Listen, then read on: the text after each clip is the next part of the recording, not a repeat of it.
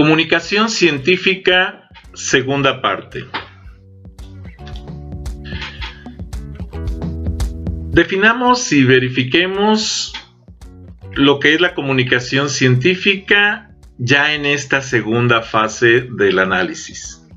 Después de llevar a cabo la identificación de la idea a investigar, después de la determinación de la problemática y el problema a resolver con el proyecto, después de la determinación de las preguntas principales del proyecto, la identificación de los factores importantes para el desarrollo del proyecto, la selección y la delimitación de los recursos necesarios para desarrollar el proyecto, la identificación de las fuentes empíricas para el desarrollo del proyecto y la selección de las fuentes científicas para la argumentación del desarrollo del proyecto, entonces viene una segunda fase en este desarrollo del proyecto, que nos lleva a plantear algo que conocemos como la justificación del proyecto, la determinación del objetivo general del proyecto, la determinación de los objetivos particulares, ¿sí? Y esto como herramientas de desarrollo del proyecto. Los objetivos particulares son esas acciones que debemos considerar para lograr el objetivo general y por ende llevar a buen término una investigación o un proyecto de desarrollo. Con respecto a la justificación del proyecto, una vez que se ha planteado el problema y determinado los objetivos de estudio, se procede a realizar la justificación donde se fundamentan las razones para llevar a cabo el estudio del problema a ser estudiado. Ojo, el problema lo vamos a definir esencialmente como una pregunta o como algo que queremos resolver con la investigación, así como los beneficios que se van a obtener cuando se lleve a cabo este proyecto, esta investigación. Las investigaciones pueden ir enfocadas a N cosas. Sin embargo, lo que van a buscar las investigaciones esencialmente va a ser la solución de un problema de un grupo social. Y eso es precisamente lo que tenemos que cuidar. Por eso se dice que una investigación debe de tener un impacto social. Dentro de los criterios que debemos cubrir la justificación de un estudio se encuentran precisamente la conveniencia del proyecto. O sea, ¿qué tan conveniente es que yo lleve a cabo ese proyecto? ¿Para qué sirve? O sea, esas preguntas, si yo las contesto, voy a tener una justificación muy clara y muy sólida. O sea, ¿para qué me sirve el proyecto? ¿Qué hace? ¿Para qué? ¿Qué es lo que va a solucionar? ¿Qué problema social va a solucionar? Luego, ¿qué relevancia social del proyecto puedo encontrar? Por ejemplo, ¿cuáles son los beneficios de llevar a cabo ese proyecto de investigación o ese protocolo? ¿Sí? Bueno, pues simplemente, por ejemplo, yo puedo ver cómo favorecer a lo mejor el pago de impuestos de importación o cómo mejorar el proceso de enseñanza-aprendizaje en el aula. Entonces son beneficios que puedo lograr a partir de una investigación. ¿Cuál es su trascendencia social? O sea, ¿cuánta gente impacta? ¿Le va a servir a una sola persona o a un grupo de personas como grupo social? Eso es fundamental, debemos de cuidar esa parte. La justificación entonces del proyecto debemos de entender por justificación que es sustentar la realización de un estudio con argumentos convenientes y convincentes. O sea, a mí me conviene, a mí me convence que un proyecto se lleve a cabo porque me va a ahorrar, me va a beneficiar, va a ser de beneficio para un grupo social, etc. Se debe apoyar en elementos teóricos, ¿sí? O sea, en teoría, empíricos, o sea, de convivencia diaria, de experiencia, e históricos, o sea, pertinentes obviamente, de algo que sabemos que va a ocurrir porque así ha ocurrido N veces en el pasado y sabemos que probablemente ocurra así si no se hace algo de manera diferente, así como en las necesidades institucionales y sociales. No sé si ustedes se han puesto a analizar la situación de la pandemia actual, pero resulta que desde que se tiene memoria, aproximadamente cada 100 años, ha habido una situación pandémica mundial. Sin embargo, como pasan 100 años, que son casi 2 o 3 generaciones de humanos, resulta que cuando llega los 100 años que vienen, se nos olvidó que ya había habido una pandemia y entonces pues nos olvidamos de ese tipo de cosas. Por ejemplo, a principios de 1800, la pandemia en Europa de la peste; a principios de 1900, la gripe española; ahorita a principios del 2000, la gripa, el COVID-19. Y créanme que han sido pandemias que han costado millones de vidas.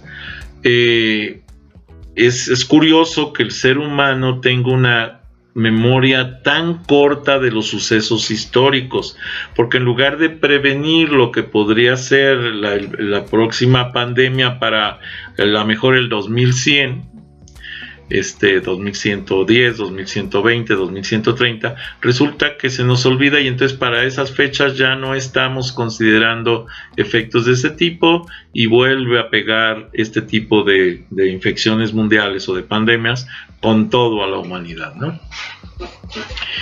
La justificación del proyecto, de cualquiera que sea, debe responder el por qué y para qué se va a llevar a cabo el estudio.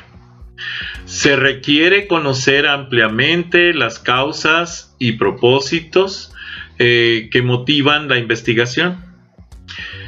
Puede sustentarse en la inquietud de lograr mayores conocimientos teóricos, por ejemplo, o por la inquietud de contar con elementos de juicio para estructurar políticas y estrategias operativas que permitan la solución de problemas, del problema que se quiere investigar. Existen dos tipos principales de justificación: la que se maneja de acuerdo a las intenciones u objetivos básicamente políticos que se han trazado, y la otra que se sustenta en la magnitud, trascendencia, factibilidad y vulnerabilidad del problema y las consecuencias de este en el ámbito social. Les voy a recordar que más o menos en 1950-1960 se crea una corriente educativa tecnocrática de aplicación técnica con el surgimiento del Instituto Politécnico Nacional. Obviamente el surgimiento no como tal, porque fue fundado a principios de 1900, sino ya como una escuela que incluso da origen a los CONALEPs y toda esta estructura, porque se requería mano de obra técnica especializada para surtir las empresas, las fábricas, y por eso se da ese giro tecnócrata hacia las investigaciones y hacia la educación. Todo esto pues nos lleva a que obviamente son aspectos de tinte político, de tinte de sustento de mercado, de la mano de obra que surge de esas instituciones para que puedan incorporarse. El boom, el auge, por ejemplo, de Pemex, que requería gente especializada en el área para poder explotar los mantos petroleros de México. Y bueno, todo eso van siendo cambios históricos que los gobiernos políticamente van tomando decisiones para que se dé esa orientación hacia esa estructura.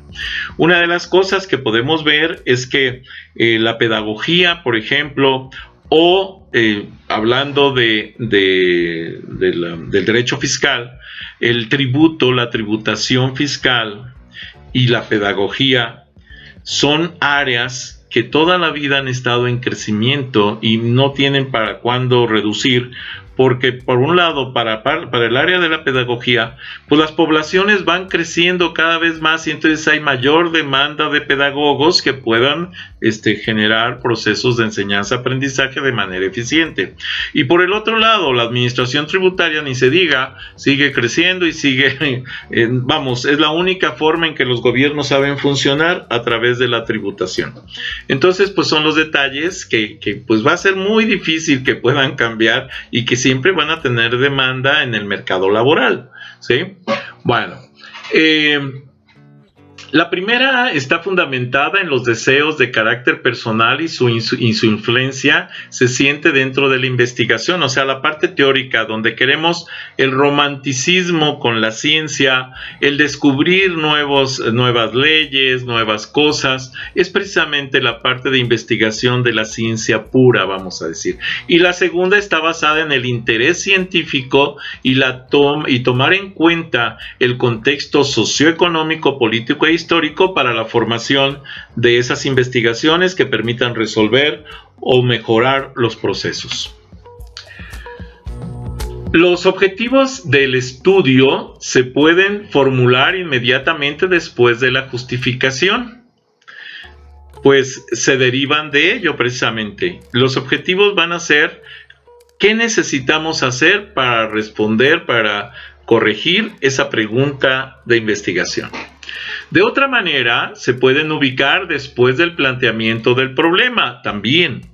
En este último rubro existe cierta flexibilidad, pero tomando en cuenta que la presentación debe ser coherente, entonces normalmente lo que vamos a hacer, y eso se los recomiendo, que primero hagamos la investigación del tema, el ponerle nombre al niño, o sea, la investigación.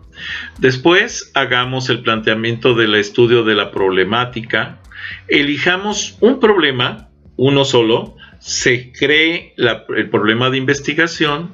Después del problema de investigación se genere una justificación, que es un estudio previo de lo que hay al respecto de ese problema, y ya con ese conocimiento entonces sí planteemos el objetivo general y los objetivos específicos, para que también de ahí podamos partir hacia las hipótesis, las variables de estudio, la metodología, todo este esquema que tendría que ser posterior a este rollo. Entonces, ese sería más o menos el esquema que estaríamos buscando trabajar. De aquí partimos entonces hacia lo que son los objetivos del proyecto, que son el punto de referencia del proyecto a realizar, ya que son los fines o resultados que se pretenden lograr con el desarrollo del proyecto. Los objetivos de un proyecto resumen lo que se desea lograr. Sirven de guía para el estudio, determinan los límites y la amplitud del estudio, orientan sobre los resultados eventuales que se pueden obtener, permiten determinar las etapas del proceso del proyecto a realizar. ¿Cuáles son las características básicas entonces del objetivo?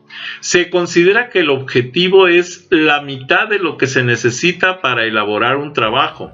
La otra mitad es el método.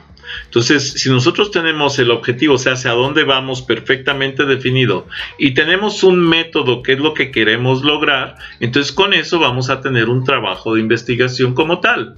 El objetivo representa el lugar al que queremos llegar, y el método, la dirección que debemos tomar para hacerlo, o sea, el camino que debemos seguir para lograr ese objetivo. El objetivo es uno de los elementos más importantes de la investigación, porque nos sirve precisamente de guía para saber qué hacer y hacia dónde dirigir los esfuerzos. Continuando con esto, las características entonces básicas del objetivo nos dice qué investigar. Se trata, por ejemplo, de exponer las condiciones sociales, científicas, culturales o de cualquier índole predominantes en la etapa definida para el desarrollo del proyecto.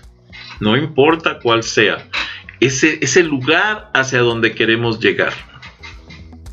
Nos habla del alcance, o sea, las condiciones sociales relacionadas con el proyecto.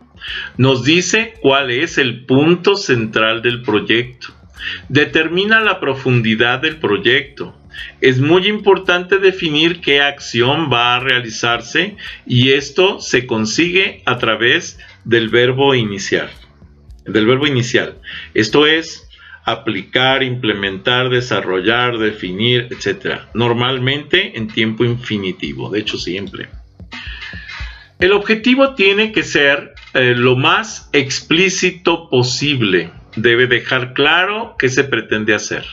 En ocasiones, el comentarlo con alguien más y pedirle que explique con sus propias palabras qué se pretende alcanzar con ese proyecto, con esa investigación, ayuda a comprobar si está planteado adecuadamente el objetivo del proyecto, si hay congruencia entre lo dicho y lo explicado, ¿sí? Esto es, si está correcto.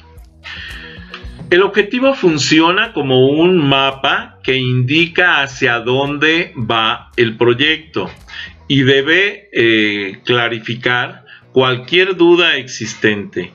Debe apoyar también en cómo alcanzarlo, o sea, debe ser el sustento básico para el desarrollo del método, de la metodología para lograr ese objetivo. Hago la aclaración. Cuando hablo de un método pienso en algo singular, en que hay un solo camino, pero muchas veces existen múltiples caminos para llegar a ese lugar, a ese objetivo, y entonces por eso hablamos de una metodología, porque pueden ser varias rutas que pueda tomar para llegar a ese. Con respecto al objetivo general y los objetivos específicos, deben de estar muy relacionados con el planteamiento del problema. O sea, nuestra base principal es definir el problema para que de ahí surja todo esto de los objetivos generales y específicos. Deben de establecer los resultados concretos a obtener con la investigación o con el proyecto. Pueden redactarse mediante